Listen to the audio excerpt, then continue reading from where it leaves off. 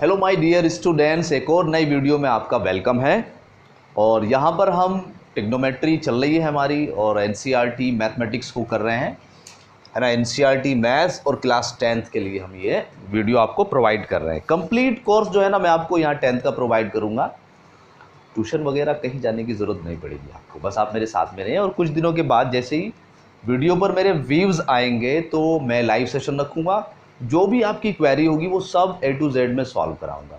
तो जल्दी से जल्दी बस आपको क्या करो, आप करो बस वीडियो को शेयर, बस ये मेरी रिक्वेस्ट है आप लोगों से। तो लास्ट वीडियो में हमने क्वेश्चन नंबर किया था 7, आज क्वेश्चन नंबर 8 करते हैं भाई। देखो क्वेश्चन नंबर 8 जो है वो क्या है, 3 cos A is equal to 4। उसने कहा है कि 3 cos A, है ना, 3 cot A है भाई, ये cos नहीं cot है भाई, ये 3 cot A is equal to 4। तब उसने कहा है चेक करके बताओ। चेक करके बताओ, क्या चेक करना है भाई कि 1 minus 10 square 1 minus 10 square A divide by 1 plus 10 square A is equal to cos square A minus sine square A, cos square A minus sine square. बहुत ही ज़्यादा आसान है ट्रिग्नोमेट्री, बस एक बार आप इसकी बेसिक चीज़ें समझ लीजिएगा। उसने कहा है कि ये कंडीशन है, अगर ये चीज़ होगी तो चेक करो क्या ये इसके बराबर है, क्या ये दोनों इक्वल है। तो आपको देखो क्या करना होगा, आपको यहाँ से कोट A के थ्रू एक ट्रायंगल बनाना होगा। वहाँ से आप ट्रायंगल की तीनों साइड जो होती हैं परपेंडिकुलर, बेस और हाइपोटेनियस फाइंड करने होंगे। फिर आपको ये वाला पार्ट कैलकुलेट करके देख लेना है कि भाई इसका आंसर कितना आ रहा है। एक आंसर आ जाएगा, इसको लेफ्ट हैंड साइड बोल देंगे हम। फिर आप इस वाले पार्ट को भी इजीली कैलकुलेट कर पाएंगे, है ना। अगर प्रीवियस क्वेश्चन आपने किए होंगे तो डेफिनेटली इसको सॉल्व कर पाओगे आप। चलो यहाँ से स्टार्ट करते हैं इसका सॉल्यूशन। देखो ए यहाँ से भाई ये 3 cot A is equal to 4। तो अगर मैं पूछता हूँ कि भाई cot A कितना होगा तो आप कहेंगे 4/3, ये तो बोलोगे भाई। और मैं कहूँ कि भाई कोट में वैल्यू क्या क्या होती है तो आप कहेंगे यहाँ पर होता है बेस अपॉन परपेंडिकुलर। हो गया नहीं भाई, ठीक है। फिर आप क्या करेंगे, एक छोटा सा ट्रायंगल बनाएंगे ऐसे करके, ए है ना, ए को यहाँ रख लेते हैं क्योंकि ए एंगल यूज़ कर रहे हो तो यहाँ पर अच्छा लगता है एंगल A, B और C। इसको आपने यहाँ पर लेकर चले हैं ट्रिग्नोमेट्रिक फंक्शन में। इसके सामने वाले को हम परपेंडिकुलर और 90 के सामने वाले को हाइपोटेनियस और बचे हुए को बेस बोलते हैं। तो यहाँ पर P कितना है आपके पास भाई, 3 है। देखो यहाँ पर ये 3 है और B कितना है आपके पास, 4 है। तो सबसे पहले H निकाल लेते हैं। H square is equal to P square plus B square. अब P कितना है भाई, 3 का स्क्वायर प्लस 4 का square and it is equal to 9 प्लस 16 25। 25 is 5 square, so cancel out the square, we will get H is equal to 5। कोई दिक्कत नहीं है यहाँ तक भी, है कोई दिक्कत नहीं है, ठीक है। अब देखो क्या करना है, हमें तो ये चीज़ फाइंड करनी है। तो सबसे पहले हम लिखते हैं लेफ्ट हैंड साइड, इसको सॉल्व करते हैं भाई। Left hand side, left hand side कितना है भाई, 1 minus 10 square A divide by 1 plus 10 square A। तो आपको पता चल गया 10A की तो वैल्यू फाइंड करनी है। तो देखो 10A कितना हो जाएगा, यहाँ पर लिखते हैं भाई 10A कितना होता है, परपेंडिकुलर अपॉन बेस। परपेंडिकुलर कितना नज़र आ रहा है आपको यहाँ पर, 3। बेस कितना है भाई आपके पास, 4। 3/4 रख दीजिएगा यहाँ पर वैल्यू। तो ये हो जाएगी 1 माइनस 3/4 का स्क्वायर डिवाइड बाई 1 प्लस 3/4 का स्क्वायर। कितना हो जाएगा और कैलकुलेट करो तो 1 माइनस 3 3 ज़ा 9 भाई और 4 4 ज़ा 16 डिवाइड बाई 1 प्लस 9/16, ठीक है भाई। अब यहाँ पर आप समझ गए होंगे, इसके नीचे 1 लिखोगे आप और क्रॉस मल्टीप्लाई करके इसको सॉल्व करोगे तो कितना आ जाएगा यहाँ पर, 16। तो ये हो जाएगा 16 माइनस 9 और डिवाइड बाई 16। इधर भी कितना आ जाएगा, 16 प्लस 9 और डिवाइड बाई 16, ठीक है। Cancel out the 16। तो फाइनल आंसर कितना आ गया आपके पास, ये आ गया। इट इज़ इक्वल टू 16 में से 9 जाएंगे भाई, है ना भाई। 16 में से 9 जाएंगे तो कितने बचेंगे, जल्दी बताओ भाई, 7 बच जाएंगे। यहाँ पर 16 और 9 को प्लस करेंगे तो कितना आ जाएंगे, 25। तो लेफ्ट हैंड साइड कितनी आ गई आपके पास, 7/25। चलो भाई अब राइट हैंड साइड को कर लेते हैं, ठीक है। ये लेफ्ट हैंड साइड है भाई आपकी।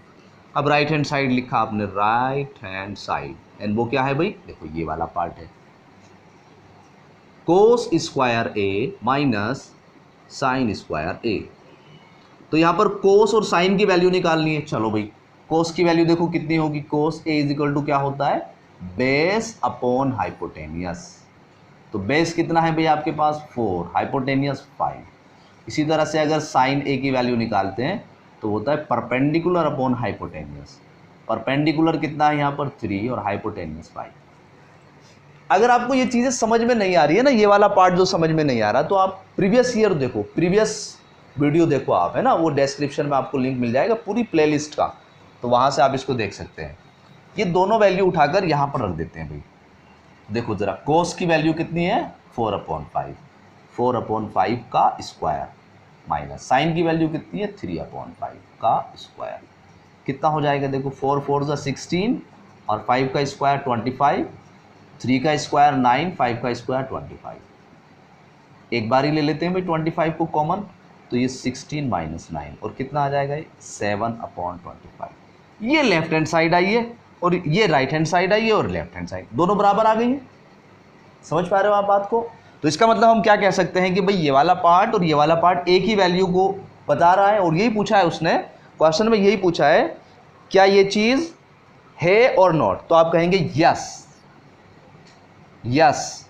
फिर क्या बोलेंगे, 1 minus this tan square A divide by 1 plus tan square A is equal to cos square A minus sine square A. ठीक है, आई थिंक बात क्लियर हो गई होगी। अगर क्लियर नहीं होगी तो वीडियो को आप रिपीट करके देख लीजिएगा। जल्दी फटाफट इसको नोट कीजिएगा आप।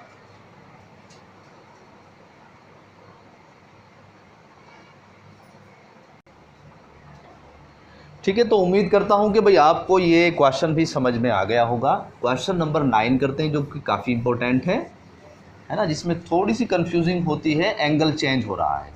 तो मैं लिखता हूं क्वेश्चन नंबर 9। देखो क्या है क्वेश्चन नंबर 9 यहाँ पर,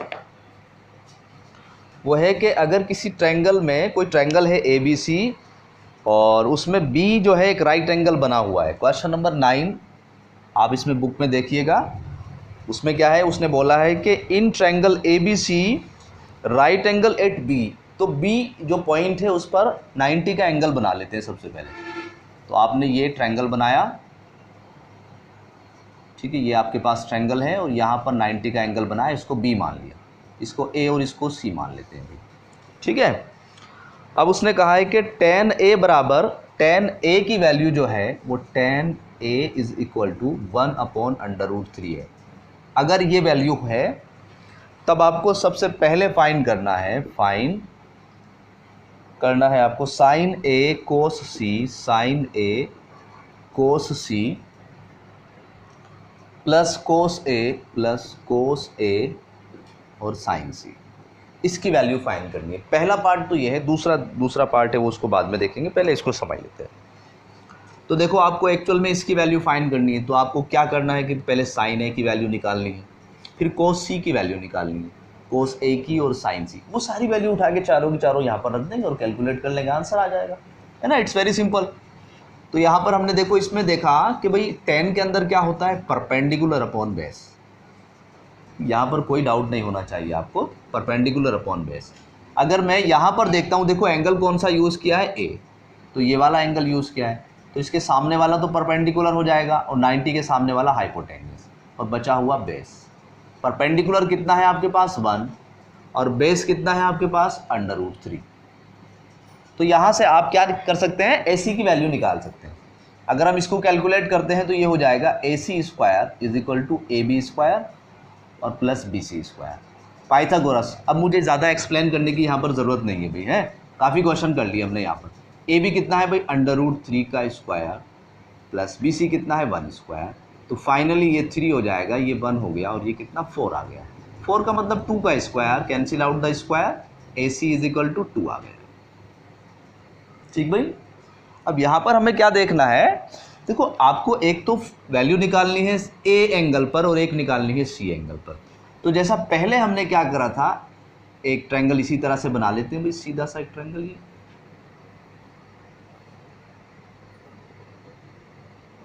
ये हमने ये ए, ये सी और ये बी माना है भाई। अभी तो हमने इस वाले एंगल को लिया था, अब क्या करते हैं इस एंगल को ले लेते हैं। इस एंगल को लेंगे तो ये परपेंडिकुलर बन जाएगा, ये हाइपोटेनियस और ये बेस। यहाँ ये थोड़ा सा बदलाव आ जाता है भाई। अब यहाँ पर हाइपोटेनियस तो कितना आ गया भाई, 2 आ गया। यहाँ भी हाइपोटेनियस कितना है, 2 है। अब ये वाली साइड देखो कितनी है, यहाँ पर ये वाली साइड कितनी है भाई आपके पास, 1 है, इसको 1 लिख लेते हैं। ये वाली साइड कितनी है भाई, √3।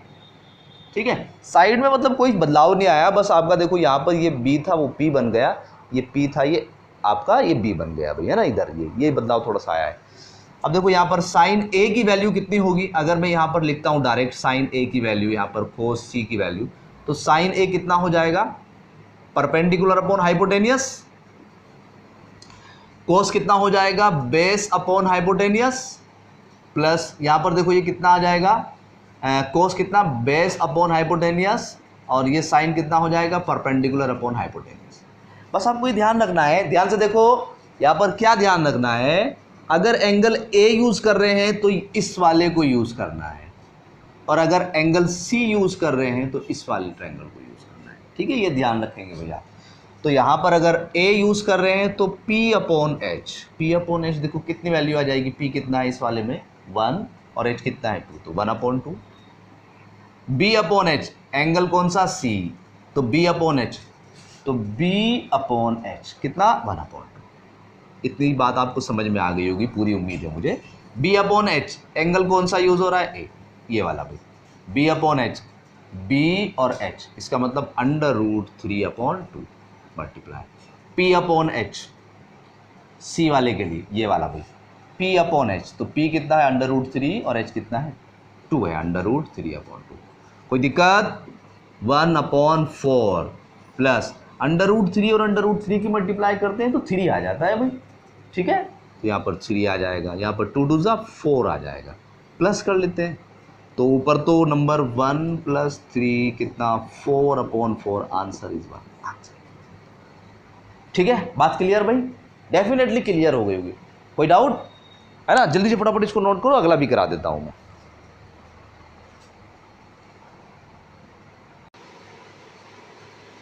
तो देखो इसको सेकंड पार्ट को भी कर लेते हैं। सेकंड पार्ट भी इसका बहुत ज़्यादा आसान है, आप समझ भी गए होंगे, सेकंड पार्ट की कोई ज़रूरत भी नहीं पड़ रही होगी, लेकिन चलो फिर भी मैं आपको सॉल्व करा देता हूँ। कोस ए कोस सी, कोस ए कोस सी माइनस साइन ए साइन सी, साइन ए साइन सी, साइन ए साइन सी। ठीक है भाई, ये है। अब सीधा सीधा आपको क्या करना है भाई, यहाँ पर भी कोस ए और कोस सी, साइन ए साइन सी की अलग अलग वैल्यू निकाल लेंगे और वैल्यू यहाँ पर रख देते हैं और आंसर आ जाता है।